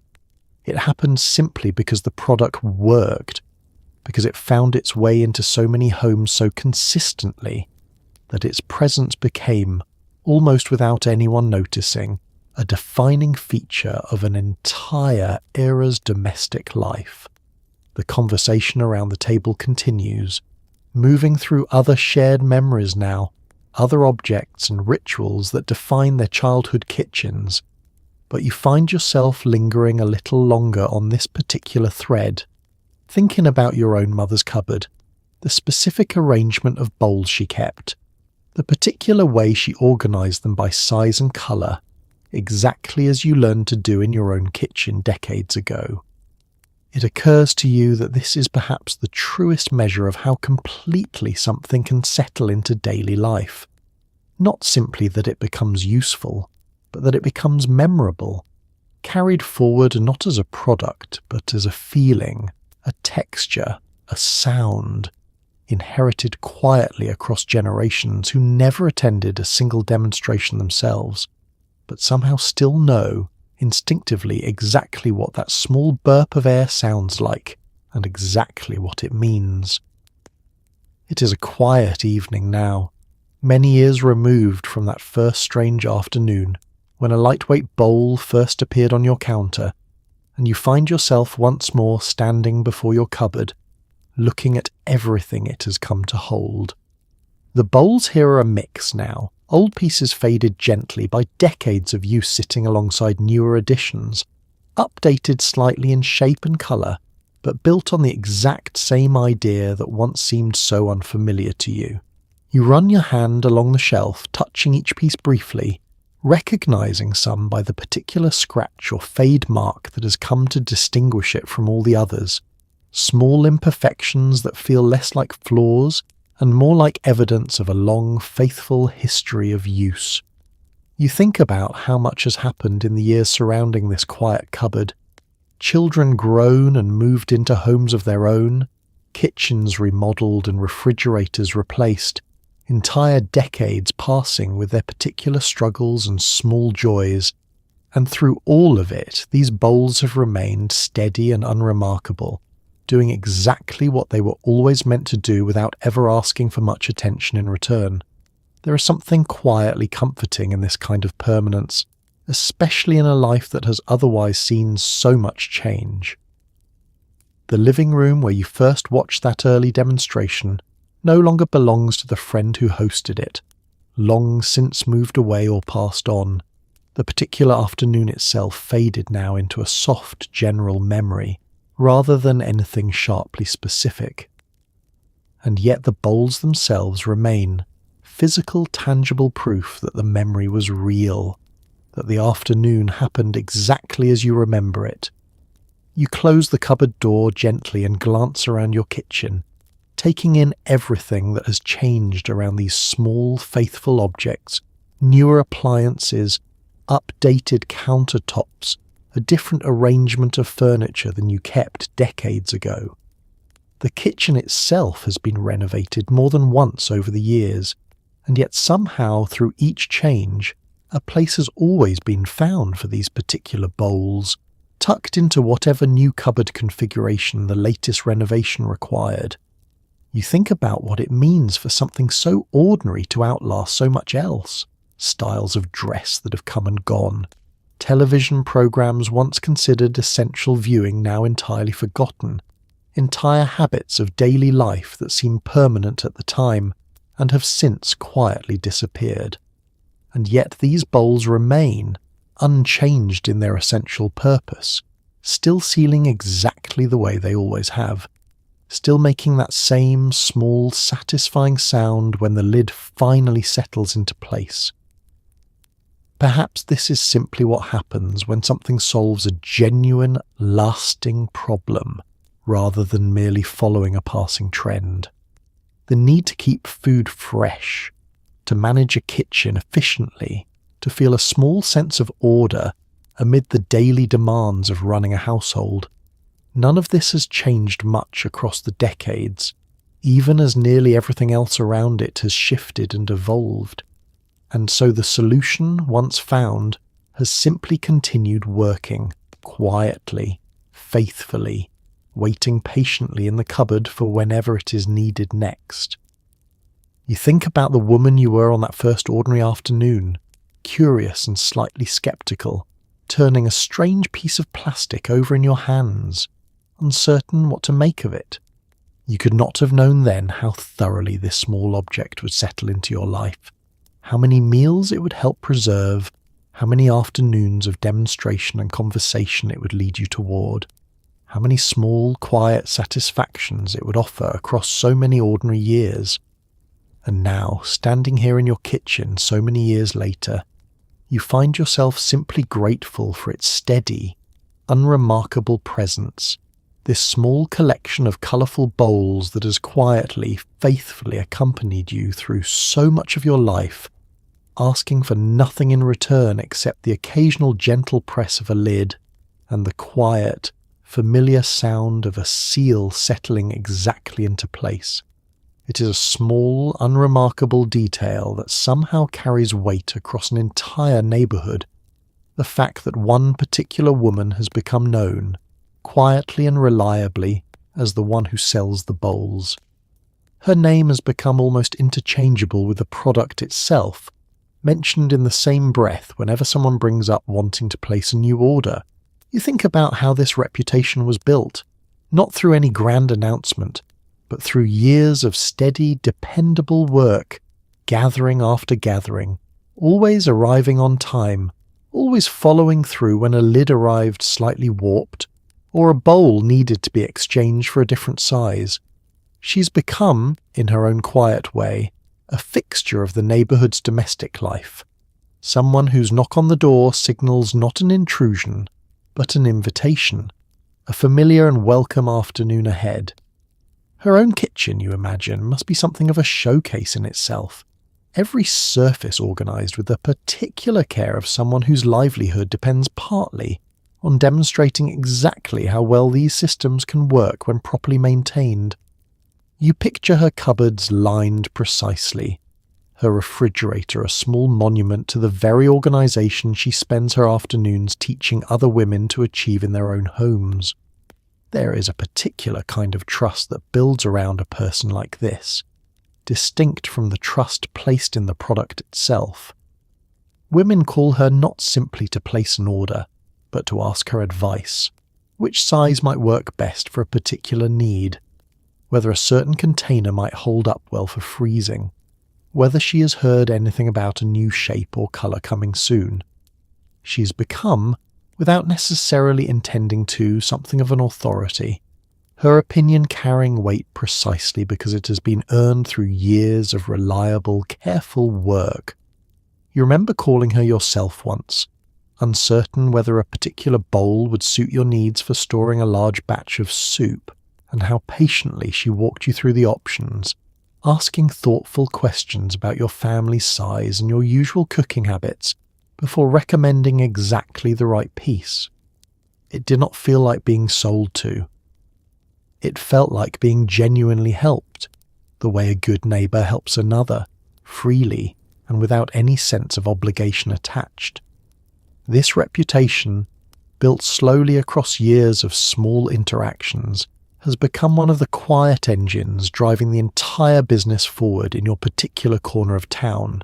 New families moving into the neighbourhood are told, almost as a matter of course, to expect a visit from her eventually, the same way they might be told about a reliable doctor or a trustworthy repairman.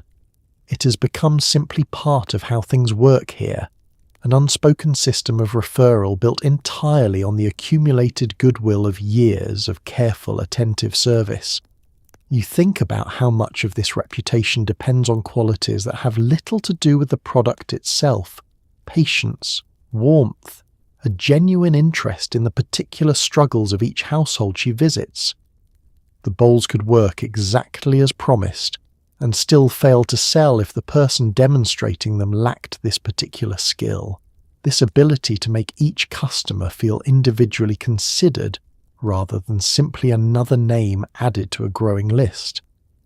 At the most recent gathering you attended, a newer resident to the street mentioned, almost in passing, that she had chosen to attend specifically because she had heard from 3 separate neighbours that this particular woman's demonstrations were worth the afternoon. There was no advertisement responsible for this decision, no clever marketing campaign convincing her to attend. Simply reputation, built patiently over years, carried forward now through casual conversation exactly the way it always has been.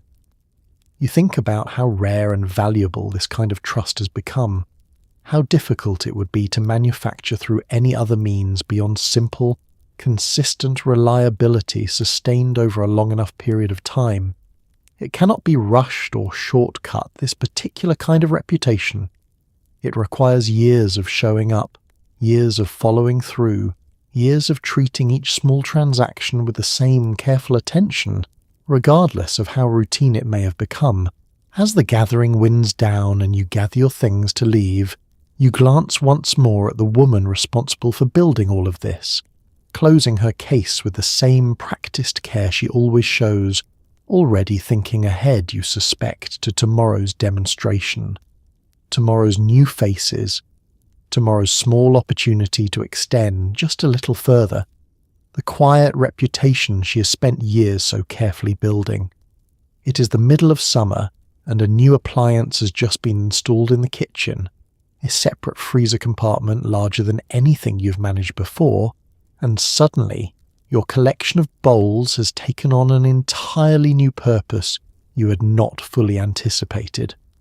You stand before this new freezer, considering the empty space stretching out before you, and think about everything you might now be able to preserve that once would have spoiled within days, regardless of how carefully it was stored.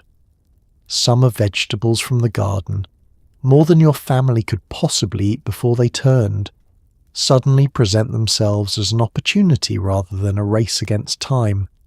You pull several containers from your cupboard, testing their suitability for this new purpose, wondering whether the same seal that has served you so well for everyday leftovers will hold up equally well against the particular demands of freezing. You fill one with blanched green beans, another with sliced peaches from the tree in your yard, sealing each carefully before tucking them into the new freezer's waiting shelves. The following week, pulling one of these containers back out, thawing it slowly on your counter, you find yourself genuinely surprised at how well everything has held its texture and flavour. The peaches nearly as fresh tasting as the day you picked them. The green beans retaining a colour and crispness you'd not expected to survive the freezing process at all. This small success feels like a genuine discovery, an entirely new way of managing your kitchen that had not occurred to you until this particular combination of new appliance and familiar container made it possible. You mention this to your neighbour over the fence, describing your success with something close to genuine excitement, and she admits she has been considering the same thing herself, wondering whether her own containers might serve this same expanded purpose. Together you begin comparing notes, sharing small discoveries about which foods freeze well and which do not, which container sizes work best for which particular vegetables, building between you a small shared expertise that neither of you had access to before this summer.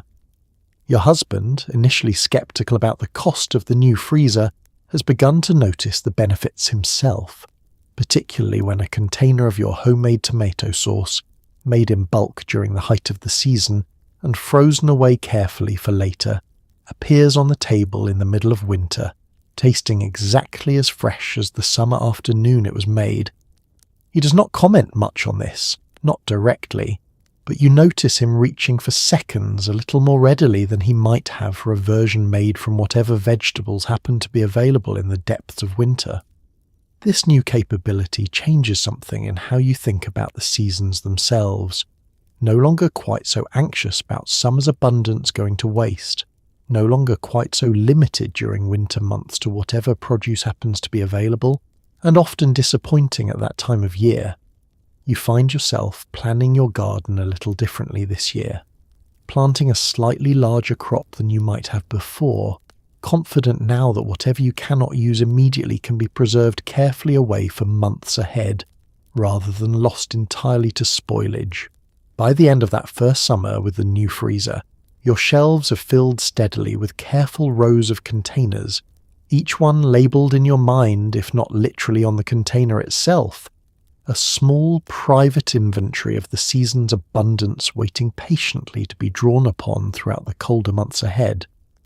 There is a particular satisfaction in surveying this collection, evidence of a summer well used, nothing wasted that did not need to be.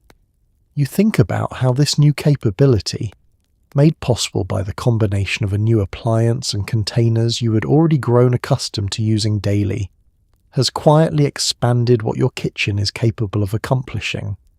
It is not simply about managing today's leftovers any longer. It has become about managing an entire year's worth of abundance and scarcity, smoothing out the natural rhythm of the seasons into something more consistent, more reliable than nature alone would ever allow. It is a quiet afternoon, and a letter arrives from a cousin who has recently moved several states away.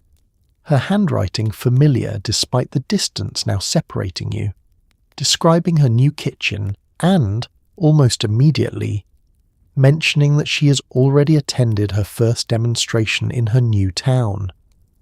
You read her letter slowly, sitting at your own kitchen table, smiling at the particular details she includes, the specific colours available in her new location, slightly different from what you remember being offered when you first started, a new shape of container she describes with obvious enthusiasm that you have not yet seen yourself. There is something comforting in this shared experience despite the distance now between you, a recognition that whatever town she is settled into, however unfamiliar it might otherwise feel to her, this particular ritual has already found its way there too. She writes about how the demonstration helped her meet several of her new neighbours, women she might not have otherwise had a reason to speak with so soon after arriving, all of them gathered together in someone's living room for an afternoon that offered her, beyond the products themselves, a genuine sense of welcome into an unfamiliar community. You think about how valuable this must have felt to her, newly arrived, uncertain of her surroundings, finding in this familiar ritual a small, steady bridge into her new life. You write back, describing your own recent gatherings, comparing notes on which containers you have found most useful, sharing a small discovery you made recently about freezing summer produce that you think she might find helpful in her own kitchen. This exchange of letters, built around something as ordinary as kitchen storage, carries within it a deeper thread of connection. Sisters and cousins and friends scattered now across considerable distances, staying woven together through small shared domestic details that might seem trivial to anyone reading over your shoulder, but carry real weight between the two of you. You think about how widely this same product must have spread by now, appearing in towns and cities you've never visited, in kitchens belonging to women you'll never meet, and yet all of them, in some small way, connected through the same shared ritual, the same demonstration, the same particular sound of a lid settling into place. It is a strange kind of quiet unity, built not through any grand shared experience, but through countless small, nearly identical afternoons happening independently across the entire country. Her letter mentions, toward the end, a small worry about whether she has ordered too much for her new, smaller kitchen, a concern you recognise immediately from your own early enthusiasm, having once faced the same uncertain calculation of need versus want, when the excitement of a demonstration carried you slightly further than practical necessity required. You write back reassuringly, telling her that extras always find their use eventually, whether through gifts to newer neighbours or simply through the slow accumulation of genuine need as her family grows and her cooking habits develop further. You fold her letter carefully and tuck it into a drawer where you keep the rest of your correspondence, thinking about how this particular exchange, built around something so seemingly small, represents a meaningful thread connecting you across considerable distance. It is not simply about bowls and lids. It is about staying present in each other's daily lives despite the miles now separating you, finding in these small domestic details a way of remaining close, even as circumstances pull you further apart. You think about writing to her again soon, perhaps sharing another small discovery from your own kitchen, continuing this quiet correspondence built around the ordinary rhythms of managing a household. There is something valuable in this kind of connection, sustained not through dramatic news or significant events, but through the steady, comforting exchange of small details that make up the actual texture of daily life. Proof that even across considerable distance, the particular rhythms of your days remain in some small way still shared. It is an ordinary afternoon, and two neighbours are standing in adjoining kitchens, doors open between their yards, comparing their respective collections with the particular seriousness usually reserved for far more significant matters. This has become, in its own small way, a genuine point of pride for many of the women on your street. You watch as your neighbour pulls out several of her pieces, arranging them along her counter for comparison, and you find yourself doing the same, both of you examining colours and sizes with the careful attention of collectors comparing notes on a shared hobby. There is a particular pleasure in this kind of comparison, not competitive exactly, but genuinely curious, each of you interested in what pieces the other has managed to acquire, which shapes have proven most useful, which colours have faded most gracefully with time. She has a large rectangular container you have not seen before, one apparently released more recently than your own collection, and she demonstrates its particular usefulness for storing a large cake, something neither of you had a good solution for previously. You admire it genuinely, making a mental note to ask about acquiring one for yourself at the next opportunity, filing away this small piece of practical knowledge the way you have come to file away so many others gathered through these casual comparisons.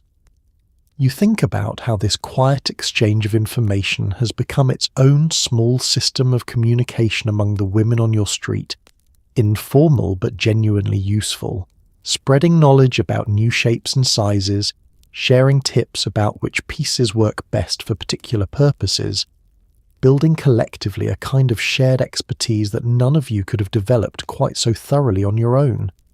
It happens casually, over fences and in open doorways, small comparisons like this one accumulating slowly into genuine practical wisdom. Your own collection has grown considerably over the years, and you take a certain quiet pride in showing off pieces you have acquired that your neighbour does not yet own. A set of small containers perfectly sized for individual servings that you found particularly useful once your children began packing their own lunches.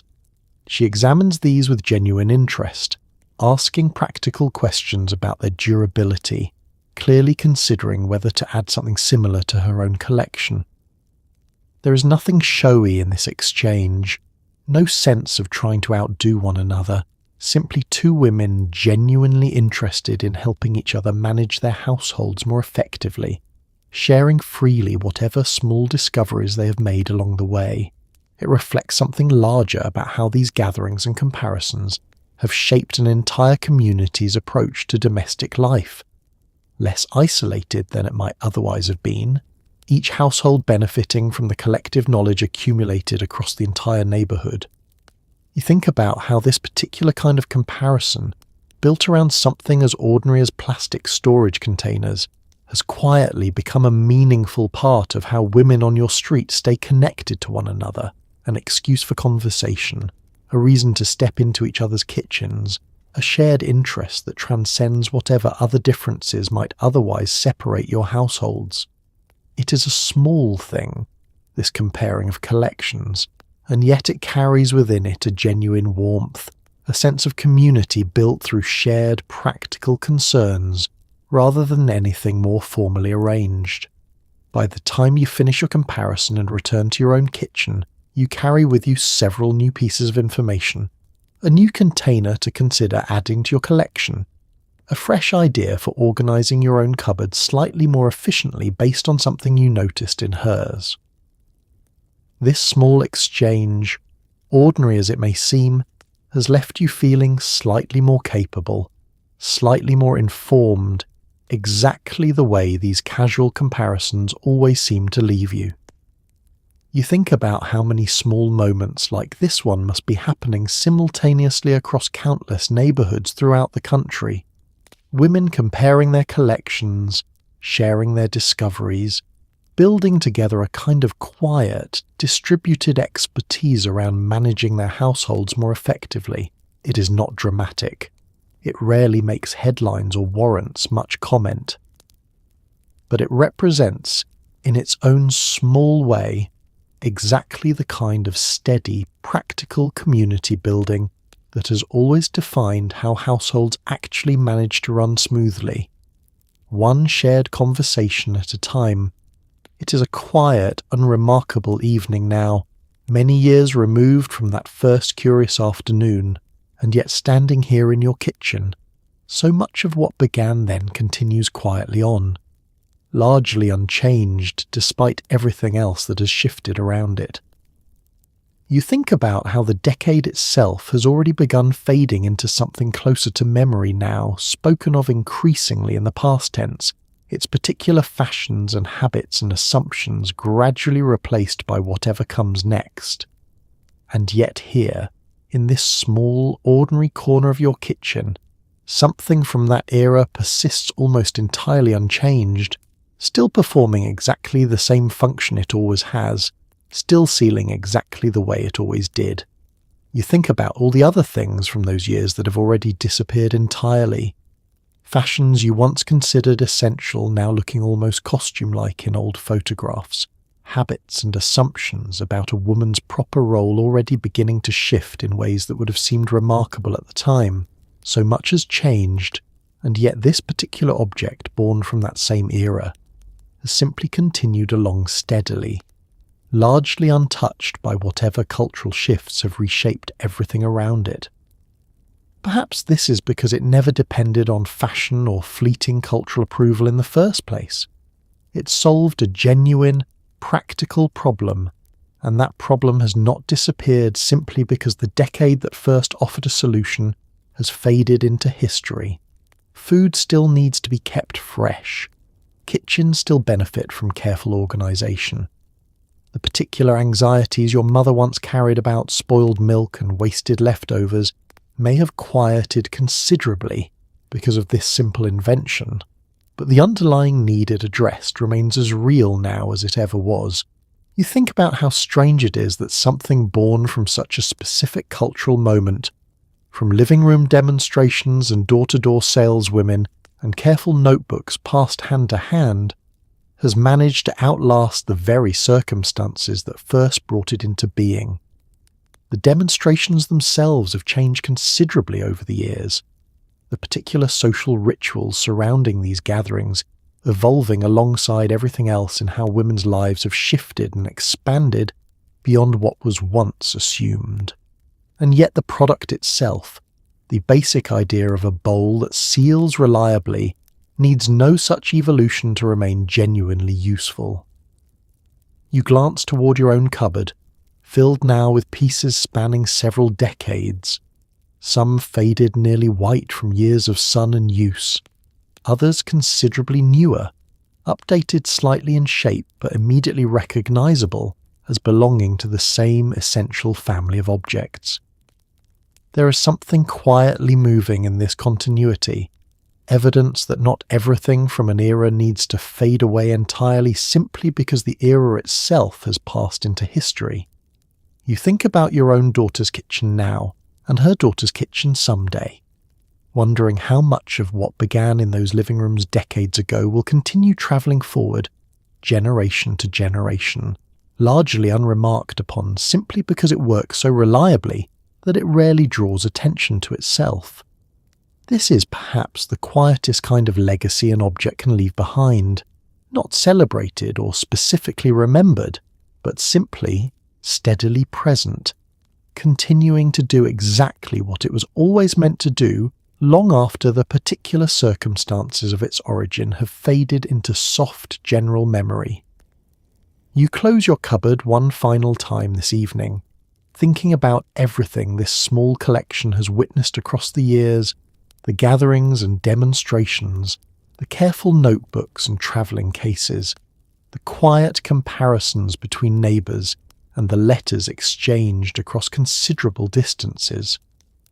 None of it remains particularly vivid now, softened by time into something closer to a general warmth than any specific sharp memory. But the bowls themselves remain, faithful and unremarkable, still sealing exactly the way they always have. And perhaps that is enough, you think, turning off the kitchen light for the evening. Not every legacy needs grand recognition or careful preservation. Sometimes it is simply enough for something to continue quietly working, generation after generation, exactly as it was always meant to, long after the particular decade that first gave it life has faded gently, steadily, into the soft edges of memory. It is a bright Tuesday morning, and a travelling salesman selling something else entirely, brushes perhaps, or encyclopedias, knocks on a door only to be told, politely but firmly, that the household already has everything it needs in that particular department, thanks to a neighbour's Tupperware party the week before. He stands on the porch for a moment, hat in hand, genuinely puzzled by this response, unable to quite understand how a product he has never encountered himself could have so thoroughly beaten him to this particular sale. He thanks the woman for her time, tips his hat, and continues down the walk toward the next house, unaware that he's about to hear some version of this same explanation several more times before the day is through. This scene, repeated quietly across countless neighbourhoods, represents something genuinely unusual happening in the wider marketplace of the era. A product succeeding not through the traditional channels of travelling salesmen and storefront displays, but through an entirely separate, informal network that men like this one rarely had access to, or even full awareness of.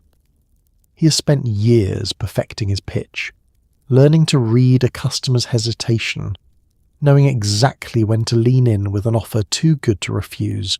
None of it prepares him for competing against a product he cannot see coming, sold not on a doorstep but in a living room, by a neighbour rather than a stranger. You imagine him driving to his next town, turning the encounter over in his mind, wondering what exactly this Tupperware business actually involves, wondering whether he ought to look into representing it himself before deciding ultimately that whatever it is, it operates by rules he does not fully understand. There is something almost comic in his confusion. A travelling salesman of all people, outmanoeuvred by an entirely different model of selling that bypassed him completely. Back in the neighbourhood he has just left, the woman who turned him away returns to her kitchen, thinking little of the exchange beyond a small private satisfaction that she did not need whatever he was selling. She has her bowls sealed and stacked neatly in her cupboard, and beyond that she has little interest in additional purchases pitched by strangers at her door. The travelling salesman's model, built on persuasion delivered by someone she's never met, simply cannot compete with the quiet trust she has already placed in a product demonstrated by a friend.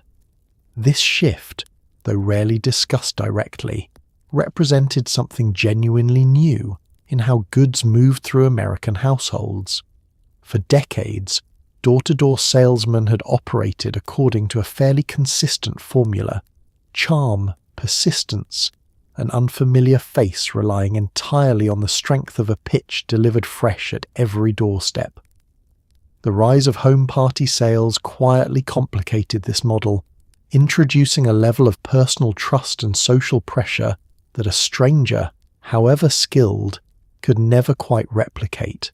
You think about how many travelling salesmen across the country must have encountered some version of this same confusion, sensing a shift in the marketplace without fully understanding its mechanics, watching sales slip away to a competitor whose methods remained largely invisible to anyone standing outside a living room during one of these gatherings. It was not that these men lacked skill, it was simply that an entirely different, more personal kind of persuasion had entered the marketplace, one built on friendship rather than salesmanship, and it proved, in many cases, considerably more effective. By the time this particular salesman reaches the edge of town, his sample case feeling slightly heavier with each door that turns him away, he has developed a rough theory about what he is up against. Something about parties, something about women selling to other women, though the specifics remain frustratingly unclear to him.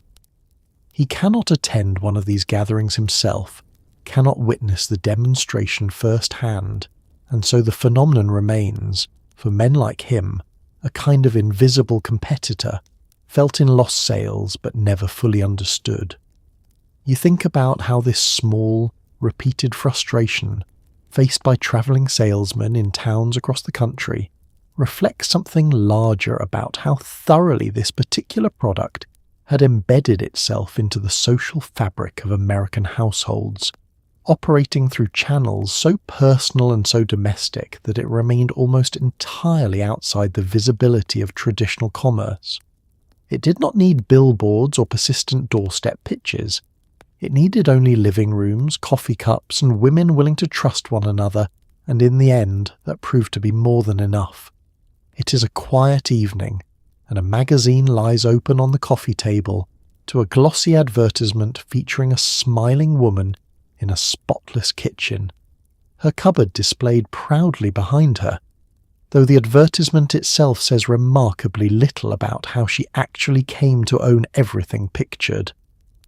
You study the page for a moment, noting the carefully staged kitchen, every surface gleaming, every container arranged with an impossible kind of precision that no real household quite manages on an ordinary day. The advertisement speaks in broad, confident terms about freshness and convenience, illustrated with a woman who appears entirely too well rested and too perfectly dressed to represent the actual women filling their own kitchens with these same products across the country.